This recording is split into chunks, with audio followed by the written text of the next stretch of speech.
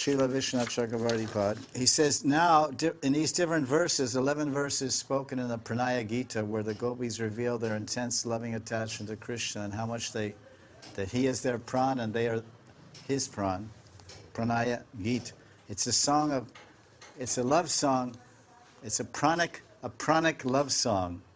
Like some places they have New Age healing called pranic healing, where they use pranayam and they work with chakra balancing and all kinds of esoteric phenomena. And the generic term is called pranic healing. So this is Pranaya Gita. So Vishwanath says, here some other gopis reveal their intense love. And what do they say? Now he enters the lila as a player in the lila, as a gopi in the lila. He's hearing. Otherwise, how can he report what they said unless he's there?